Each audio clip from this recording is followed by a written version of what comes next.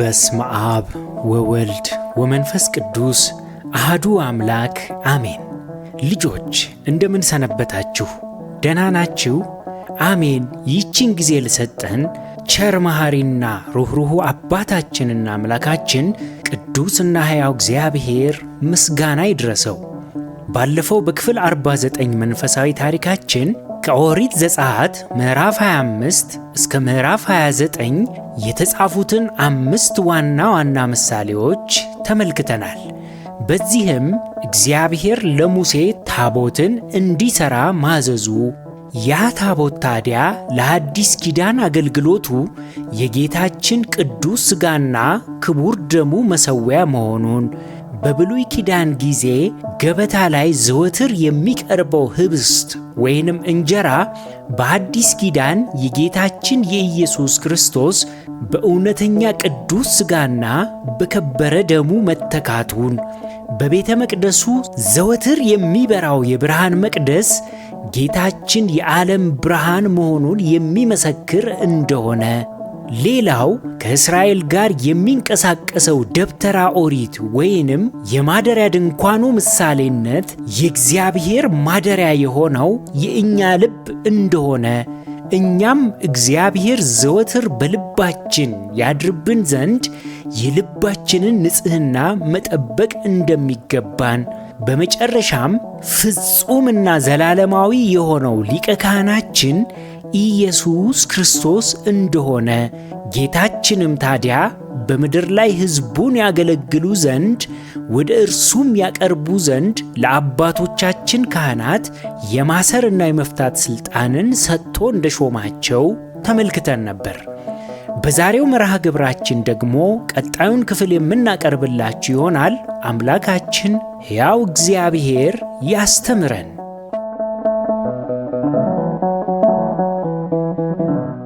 በስመ አብ ወወልድ ወመንፈስ ቅዱስ አሐዱ አምላክ አሜን። ንዋያተ ቅድሳቱ ሁሉ በእርሱ ለእርሱ ከእርሱ ሆኑ። ኦሪት ዘጸአት ምዕራፍ 30።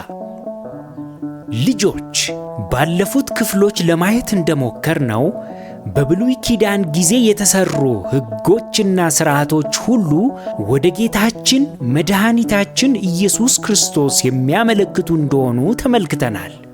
በዛሬው የመጽሐፍ ቅዱስ ታሪካችን ደግሞ ቅዱስ ጳውሎስ በሮሜ መልእክቱ ምዕራፍ 11 ቁጥር 36 ላይ ሁሉ ከእርሱ በእርሱ ለእርሱ ነውና ለእርሱ ለዘላለም ክብር ይሁን አሜን እንዳለ በኦሪት ዘጸአት ምዕራፍ 30 ላይ የተደነገጉ ሥርዓቶች ሁሉ የሚያመለክቱትና ማዕከላቸው ጌታችን ኢየሱስ ክርስቶስ መሆኑን እንመለከታለን።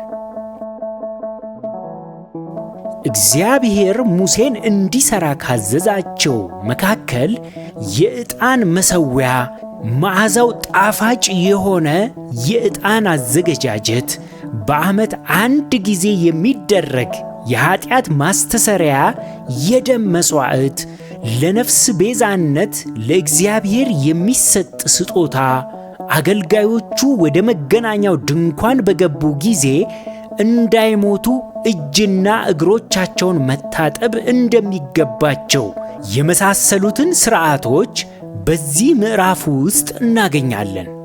ለምሳሌ በኦሪት ዘጸአት ምዕራፍ 30 ቁጥር 18 ላይ እንዲህ ይላል፣ የመታጠቢያ ሰሃንና መቀመጫውን ከነሐስ ሥራ፣ በመገናኛው ድንኳን በመሠዊያው መካከል እርሱን አድርገህ ውሃ ትጨምርበታለህ። አሮንና ልጆቹም እጆቻቸውንና እግሮቻቸውን ይታጠቡበታል። ወደ መገናኛው ድንኳን በገቡ ጊዜ ለእግዚአብሔር የእሳት መሥዋዕት ያቃጥሉ ዘንድ ወደ መሠዊያው ሊያገለግሉ በቀረቡ ጊዜ እንዳይሞቱ ይታጠቡበታል በማለት ሙሴን አዘዘው። ይህንን ሥርዓት ጌታችን ኢየሱስ ክርስቶስ የጥምቀት ምሳሌነቱን የሐዋርያቱን እግር በማጠብ ሲገልጠው በዮሐንስ ወንጌል ምዕራፍ 13 ቁጥር 5 እስከ 10 ላይ ይህንን አደረገ። በኋላም በመታጠቢያው ውሃ ጨመረ። የደቀ መዛሙርቱን እግር ሊያጥብና በታጠቀበትም ማበሻ ጨርቅ ሊያብስ ጀመረ። ወደ ስምዖን ጴጥሮስም መጣ። እርሱም ጌታ ሆይ አንተ የኔን እግር ታጥባለህን? አለው። ኢየሱስም መልሶ እኔ የማደርገውን አንተ አሁን አታውቅም፣ በኋላ ግን ታስተውለዋለህ አለው። ጴጥሮስም የእኔን እግር ለዘላለም አታጥብም አለው። ኢየሱስም ካላጠብኩህ ከእኔ ጋር ዕድል የለህም ብሎ መለሰለት። ስምዖን ጴጥሮስም ጌታ ሆይ እጄንና ራሴን ደግሞ እንጂ እግሬን ብቻ አይደለም አለው። ኢየሱስም የታጠበ እግሩን ከመታጠብ በቀር ሌላ አያስፈልገውም፣ ሁለንተናው ግን ንጹሕ ነው አለ። ጌታችን በዚህ ክፍል አንድም ትሕትናን ሲገልጥ፣ በዋናነት ግን የጥምቀትን ምሳሌ ገለጠ። ስለዚህ ከክርስቶስ ጋር አንድነት የሚኖረን የሥላሴንም ልጅነት ለማግኘት በጥምቀት ማለፍ ግድ ይለናል። ጌታችን ያለውን ቃል ምን ያክል የማይናወጥ ሕግ መሆኑን አስተውሉ። ካላጠብኩህ ከእኔ ጋር ዕድል የለህም፣ ኅብረትና አንድነት የለህም ነው ያለው።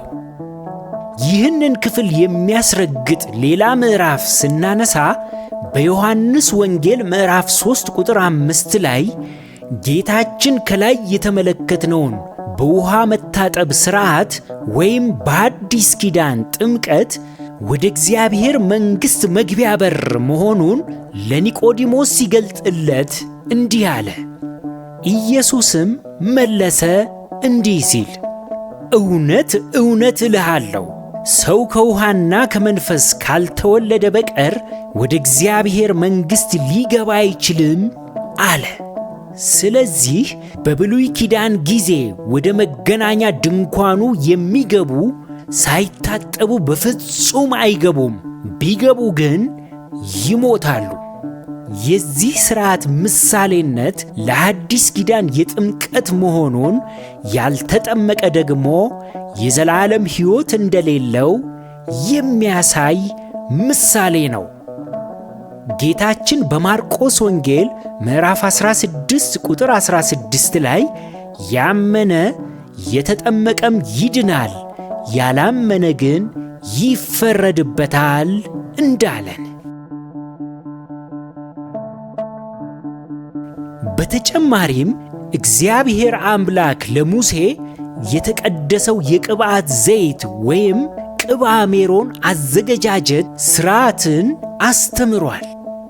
በዚህም ቅባት ንዋያተ ቅዱሳት ወይም በቤተ መቅደሱ መገልገያ ዕቃዎች እንዴት ተቀብተው እንደሚቀደሱ እንደሚነጹና ለእግዚአብሔር ልዩና የተመረጡ እንደሚሆኑ ነግሮታል። ኦሪት ዘጸአት ምዕራፍ 30 ቁጥር 25 ላይ እንዲህ ሲል በቀማሚም ብልሃት እንደ ተሠራ ቅመም የተቀደሰ የቅብዓት ዘይት ታደርገዋለህ፣ የተቀደሰ የቅብዓት ዘይትም ይሆናል። የመገናኛውንም ድንኳን፣ የምስክሩን ታቦት፣ ገበታውን፣ ዕቃውንም ሁሉ፣ መቅረዙንም፣ ዕቃውንም፣ የዕጣን መሠዊያውንም፣ ለሚቃጠል መሥዋዕት የሚሆነውን መሠዊያና ዕቃውንም ሁሉ፣ የመታጠቢያውን ሰንና መቀመጫውንም ትቀባበታለህ። ሁሉንም ትቀድሳቸዋለህ፣ ቅድስተ ቅዱሳንም ይሆናሉ። የሚነካቸውም ሁሉ ቅዱስ ይሆናል። በክህነት ያገለግሉኝ ዘንድ አሮንና ልጆቹን ቅባቸው፣ ቀድሳቸው ይላል። ልጆች ከላይ የተመለከትነው ሥርዓት በቅድስት ቤተ ክርስቲያናችን ከሰባቱ ምስጢራተ ቤተ ክርስቲያን አንዱ የሆነው ምስጢረ ሜሮንን የሚገልጥ ነው። በመጀመሪያ ቅባ ሜሮን የሚዘጋጀው በጳጳሳት ብቻ ነው። አይሸጥም፣ አይለወጥም።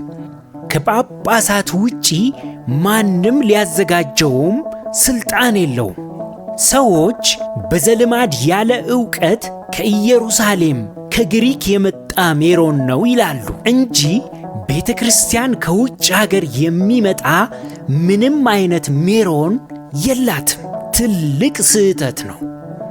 የቅባ ሜሮን ዋነኛ አገልግሎቱ ታዲያ አዲስ ተጠማቂ ክርስቲያኖች ወይም ሕፃናት በ40ና በ80 ቀናቸው ሲጠመቁ ወዲያው ቅባ ሜሮን ይፈጸምላቸዋል፣ ይቀባሉ።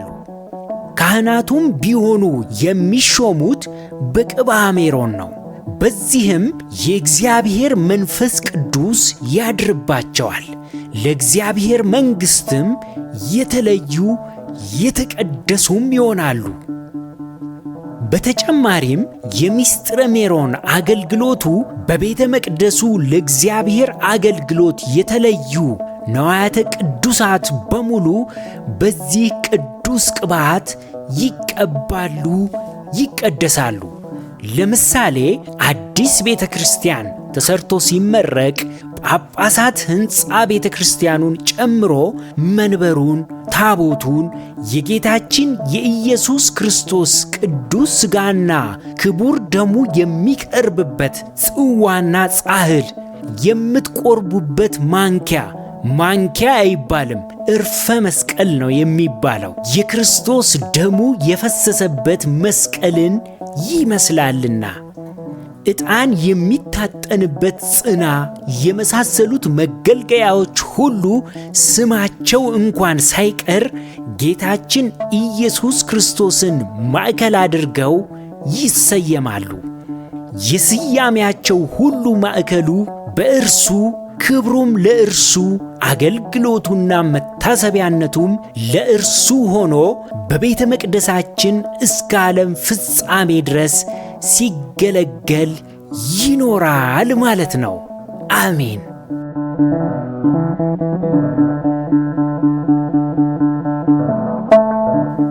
ልጆች፣ ድንቅ ሥርዓት ነው አይደል? አዎን። አባቶቻችን የብሉይ ኪዳኑን ሥርዓት ከአዲስ ኪዳኑ እንዴት አስተሳስረው ማዕከሉን ሁሉ ክርስቶስ፣ ክብሩ ለክርስቶስ፣ አመልካችነቱ ወደ ክርስቶስ ያደረጉበት ጥበብ በመንፈስ ቅዱስ መሪነት መሆኑን ያረጋግጣል። ይህን የመሰለ ሥርዓትና ጥበብ ታዲያ ከሥጋና ከደም ፈጽሞ የሚፈልቅ አይደለም፣ ከመንፈስ ቅዱስ እንጂ። አሁን ደግሞ ከታሪኩ ውስጥ ጥያቄዎችን እንጠይቃችሁ፣ በጥያቄዎቹም ላይ ተወያዩባቸው። ወላጆችም እባካችሁ ለልጆቹ ጥያቄዎቹን በማብራራት እርዷቸው። የመጀመሪያው ጥያቄ ሥርዓቱን ሁሉ ከእርሱና በእርሱ ለእርሱም ነው ሲባል ምን ተረዳችሁ? ሥርዓቶችን ሁሉ ወደ ክርስቶስ የሚያመለክቱ ናቸው ሲባል ምን ማለት ነው? ከተጠቀሱት ሥርዓቶች መካከል እግርና እጅን መታጠብ የምን ምሳሌ ነው? እንዴት?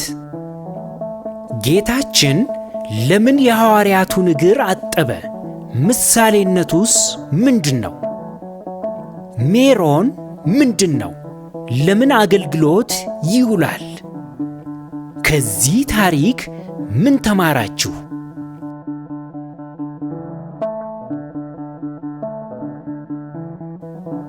ልጆች፣ ከዚህ ታሪክ የምንማረው ትልቁ ትምህርት በቤተ ክርስቲያናችን በአባቶቻችን የተሰሩ ሥርዓቶች ሁሉ ትልቅ መንፈሳዊ ትርጉም ያላቸውና የተደነገጉበት ማዕከሉና ትርጉማቸው ሁሉ ወደ ጌታችን መድህናችን ኢየሱስ ክርስቶስ የሚመሩ መሆናቸውን ለመረዳት እንችላለን ማለት ነው።